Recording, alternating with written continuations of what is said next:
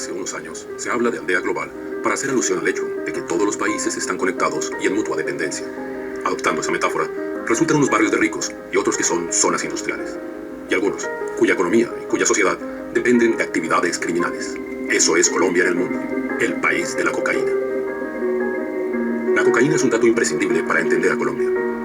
La cocaína explica lo que publican los medios de comunicación, lo que deciden los jueces, lo que hacen los políticos y lo que enseñan los profesores. La formidable rentabilidad de ese negocio atrajo desde el principio al régimen cubano, que por diversos medios controla a los grupos comunistas en Colombia. Las bandas terroristas ligadas a ese régimen, es decir, las FARC, el ELN y el M-19, siempre han sido socias o rivales de las demás organizaciones mafiosas y tienen mucho que ver en la expansión de los cultivos, de la producción y de la exportación de ese alcaloide. Pero la relación del régimen cubano y de las bandas de asesinos comunistas con ese negocio no basta para explicar que Colombia haya llegado a ser el país de la cocaína. La clave es la implicación del llamado establecimiento, de los clanes que tradicionalmente han dominado el Estado. En ese proceso hay un personaje central, Alfonso López Michelsen. Los gobernantes posteriores relacionados con la mafia son solo continuadores suyos. Doctor Ernesto Samper, ¿cuál es esa enseñanza que deja Fidel Castro para América Latina? Bueno, sin duda, el personaje más importante, el líder político más importante del siglo XX en América Latina fue Fidel Castro. Y creo que la revolución que deja Fidel se sostiene por dos conceptos fundamentales, la coherencia y la transparencia. Fueron 50 años de una revolución limpia, sin corrupción, en la cual jamás hubo una acusación seria de algún tipo de aprovechamiento particular. Es una revolución sin manchas. Heredero de un clan poderoso, hijo de un político que ocupó 2 veces la presidencia y que antes había sido banquero, López empezó a hacer política tardíamente porque durante la presidencia de su padre se vio envuelto en casos graves de corrupción. Cuando en 1958 los liberales y conservadores se aliaron para cesar las matanzas y repartirse el poder, López dirigió la oposición aliado con los comunistas, que por entonces recibían grandes cantidades de dinero de la Unión Soviética. En 1960 fue candidato a la Cámara por un nuevo partido, el Movimiento Revolucionario Liberal, y llevaba como suplente a un guerrillero comunista, Juan de la Cruz Varela. En 1964 fue nombrado presidente de la Universidad Libre, una entidad que desde hacía varias décadas servía a los comunistas para formar a los abogados que los defenderían y en lo posible para infiltrar la rama judicial.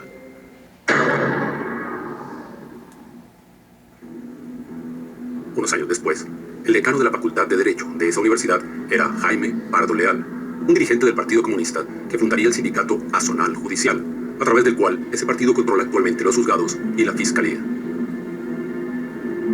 López fue candidato del Partido Liberal en las elecciones de 1974. El hecho que determinó su triunfo fue la aparición de una nueva guerrilla, el Movimiento 19 de Abril, M-19, organizado por los cubanos, por grupos de estudiantes comunistas y por los herederos del gobierno del padre de López, que al mismo tiempo lanzaron la revista Alternativa.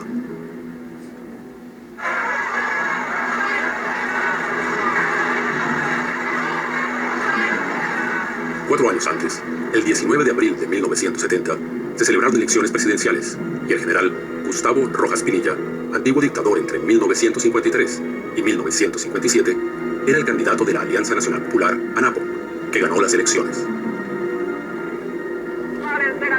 El gobierno de Carlos Lleras Restrepo, del que era ministro López Michelsen, cometió fraude e impuso al candidato de la coalición de liberales y conservadores, Misael Pastrana Borrero. Pero en 1974, los jóvenes del clan que controlaba el Partido Liberal de Lleras y López crearon, con ayuda cubana, el M-19, una banda armada que se justificaba en la protesta contra ese fraude y que servía para desprestigiar al partido de Rojas. Así ganó López con ventaja. Se repetía el fraude, así es la política colombiana. Ese clan oligárquico y la casta que lo sostiene convirtieron a Colombia en el país de la cocaína.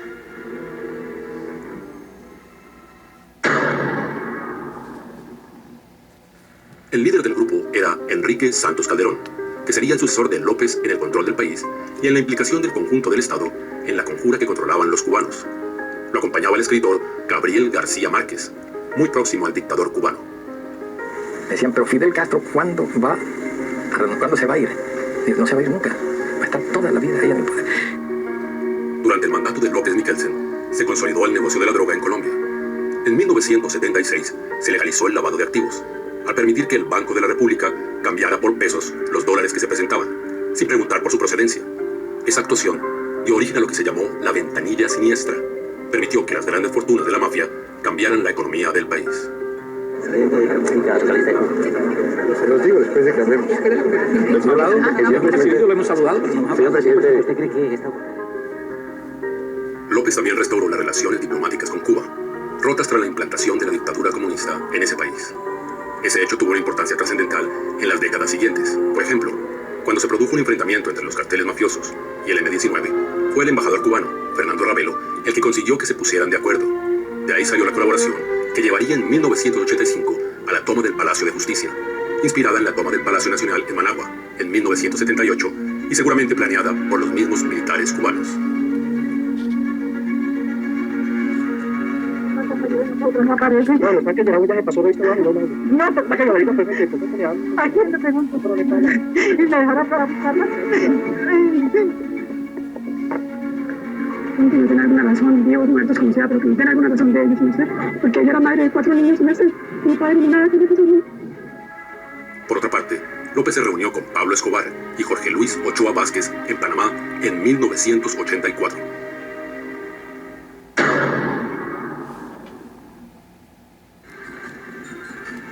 Durante el gobierno de Turbay, que siguió al de López, la mafia de la cocaína prosperó ampliamente, sin que se hiciera nada eficaz para perseguirla. La entrada de grandes cantidades de dinero al país convenía a los poderosos, que veían multiplicado el valor de sus propiedades, y al gobierno, que resolvía problemas de liquidez. El mismo Pablo Escobar llegó a ser elegido representante a la Cámara y viajó a España como invitado a la posesión de Felipe González. Esa misma dinámica siguió, aunque en proporción aún mayor, durante el gobierno de Belisario Betancur, entre 1982 y 1986.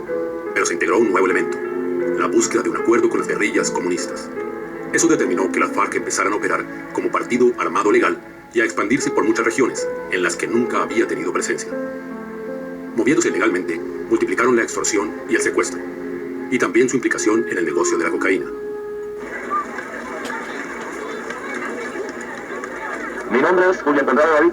Vine en representación del 19º Frente de las FARC José Prudencio Padilla, que opera en la Sierra Nevada de Santa Marta, al primer Congreso Nacional de la Unión Patriótica para impulsar la lucha por las reformas políticas y sociales para que en este país pueda haber paz. Por su parte, el M-19 creció exponencialmente gracias a su alianza con los carteles mafiosos y a que ofrecía ventajas a quienes se integraran en la banda, dado que el gobierno prometía premiar sus crímenes. A partir del gobierno de Betancur, el dinero de la cocaína fue el factor determinante de la política colombiana. Los grupos mafiosos cometieron infinidad de asesinatos políticos y, para protegerse de las autoridades estadounidenses, profundizaron su alianza con las guerrillas comunistas. Eso llevó a la toma del Palacio de Justicia en noviembre de 1985, cuando se intentó impedir que la autoridad judicial aprobara la extradición a Estados Unidos de ciudadanos colombianos. Y de paso, se buscó chantajear al gobierno y destruir los sumarios de los jefes mafiosos. Esa acción fue financiada por Pablo Escobar. Betancur, por otra parte, también mantuvo la política de tolerancia con los llamados dineros calientes, que eran los que salían del tráfico de cocaína. Durante esas décadas se dispararon los cultivos de coca, una planta desconocida hasta entonces en las selvas colombianas.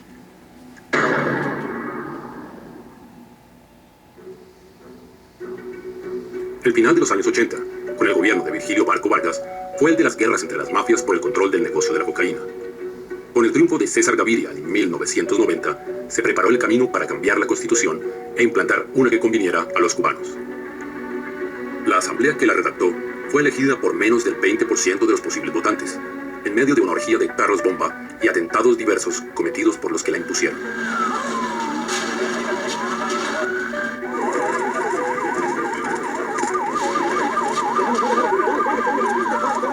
Esa Constitución era la conclusión de un largo proceso de compromiso de los principales dirigentes políticos con las bandas terroristas y los traficantes de cocaína, y tenía el propósito, nada oculto, de prohibir la extradición de los cabecillas de estas bandas a Estados Unidos. La misma convocatoria fue una clara violación de la ley vigente entonces. Queremos sacar una mayoría de votos que le demuestre a la clase política colombiana que hay gente pensando en Colombia de manera distinta como ellos han pensado, que hay una serie de banderas generacionales que van contra la corrupción. La verdad es que hemos movido cielo y tierra con las uñas. Esa puede ser la gran descripción de lo que ha sido el fenómeno. Con la nueva Constitución también se consolidaba el dominio de los comunistas sobre el Poder Judicial, que había comenzado tras el asesinato de los magistrados en 1985. Las máximas autoridades judiciales pasaron a ser, por ejemplo, Carlos Gaviria Díaz, un profesor aliado de los comunistas y que sería su candidato en cuanto dejó la carrera judicial. Eduardo Montalegre, otro personaje siniestro con las mismas inclinaciones, que después ocuparía el cargo de fiscal general del Estado, y muchos otros. Tenemos que abrir los espacios de participación política para todos los miembros de las FARC, así hayan cometido graves violaciones a los derechos humanos.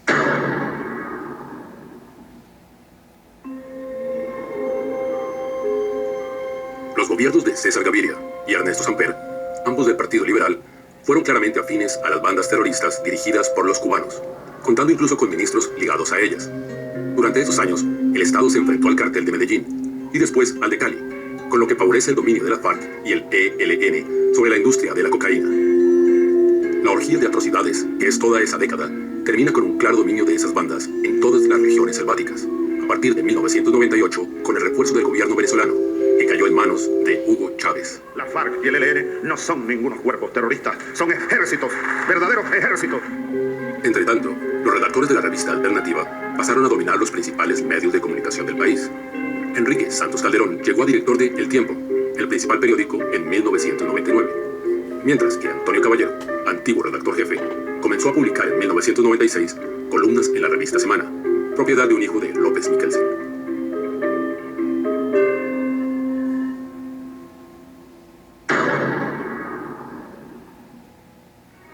Es importante también destacar el dominio de los comunistas sobre la función pública.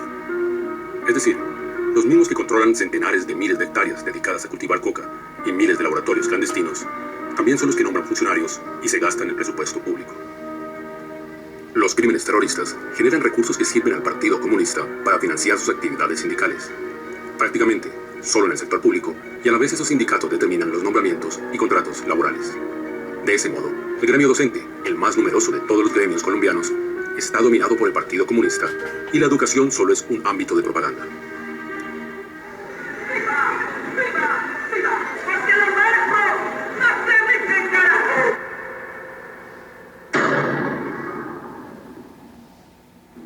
En 1998, tras el crítico gobierno de Samper, que tuvo que reactivar la extradición de traficantes de cocaína, ganó las elecciones Andrés Pastrana, que se dispuso a firmar la paz con la guerrilla de las FARC, despejando un territorio del tamaño de Suiza. El resultado fue la multiplicación de los cultivos de coca y de todos los crímenes terroristas. En el año 2001, se producían casi 10 secuestros cada día.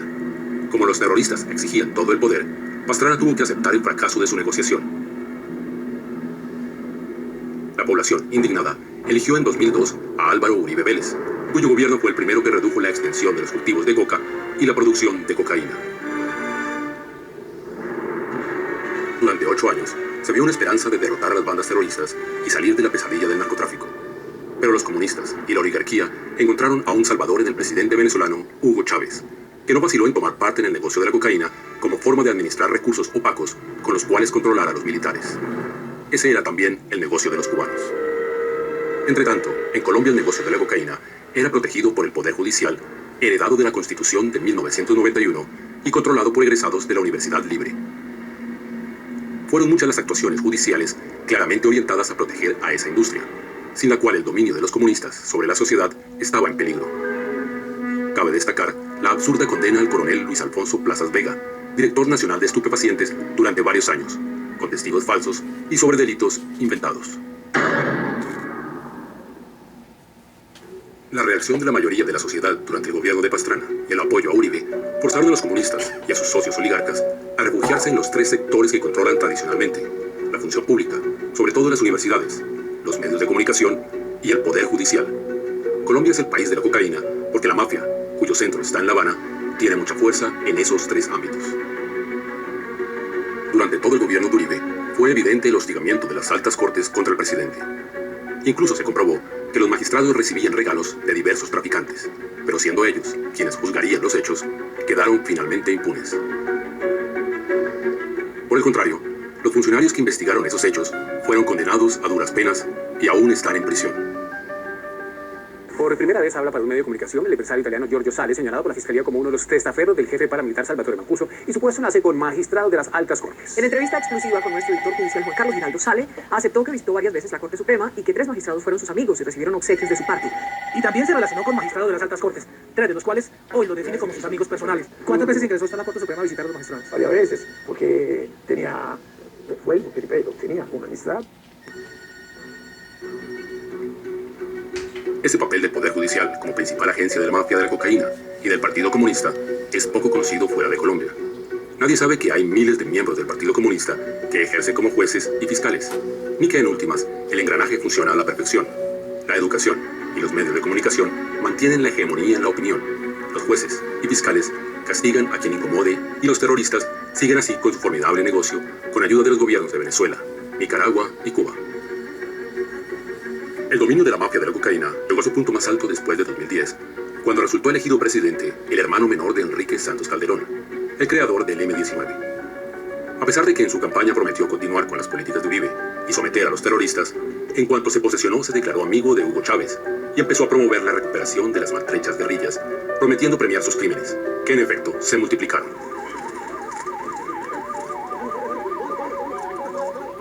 Los recursos del Estado se dedicaron a la propaganda de la negociación de paz a partir de 2012, cuando la producción de petróleo había aumentado considerablemente y los precios eran muy altos. El apoyo del gobierno reforzó a las bandas terroristas e hizo que su participación en el negocio de la cocaína aumentara, ya que los regímenes de Venezuela y Ecuador promovían ese tráfico. La alianza del gobierno de Santos con el Poder Judicial, sometido al régimen cubano, se hizo evidente en el hecho de que para nombrar fiscal general de la nación, la Corte Suprema de Justicia violó la ley, de modo que la fiscal elegida resultó ser la compañera de un conocido traficante de cocaína ligado en su origen al M-19 y con claras conexiones con Cuba. Dado que Santos era el político que representaba los intereses de la mafia, todos los políticos que pudieran ser sus rivales resultaron procesados y aún condenados. Especialmente espantoso es el caso de Andrés Felipe Arias, condenado a 17 años de prisión sin que ni siquiera la misma sentencia señalara ningún dolo en su conducta, solo por firmar contratos que firmaron los que ocuparon el Ministerio de Agricultura antes y después de él. Pero el peor escándalo tuvo que ver con la reelección de Santos en 2014. Un empleado de la campaña del rival, Óscar Iván Zuluaga, fue detenido acusado de espiar las negociaciones de paz. Tras un complejo proceso y condena, que incluyó una grotesca autoinculpación pública destinada a calumniar a los rivales políticos de Santos, se estableció que todo había sido un montaje llevado a cabo por el entonces fiscal Eduardo Montealegre. A pesar de la confesión del inculpado, no se ha adelantado ningún proceso contra el exfiscal, individuo poderoso que ya fue presidente de la Corte Constitucional y que, siendo fiscal, proclamaba sin pudor su adhesión al Partido Comunista y a las FARC. Desde el punto de vista personal, quiero también expresar mi enorme satisfacción por compartir este panel, pero especialmente con una persona muy cara a mis afectos como es Carlos Lozano. Este fraude permitió a Santos ganar la reelección en 2014 y continuar con su proceso de paz. En 2016, convocó un plebiscito para aprobar los acuerdos, pero la mayoría de los votos fueron de rechazo. Nada cambió. Esa misma semana, el Parlamento noruego le concedió el Premio Nobel de la Paz, y el voto popular, que había rechazado el acuerdo con la FARC, no tuvo ningún efecto. Al cabo de 8 años de presidencia de Santos, la extensión de los cultivos de coca y amapola fue la mayor de toda la historia, y las FARC y el ELN controlan la mayor parte de la producción y la exportación. Prueba de que las FARC siguieron con el negocio de la cocaína es la detención de uno de los congresistas no elegidos, Seusis Pausivas Hernández, alias Jesús Santrich, acusado de negociar 10 toneladas de cocaína con carteles mexicanos.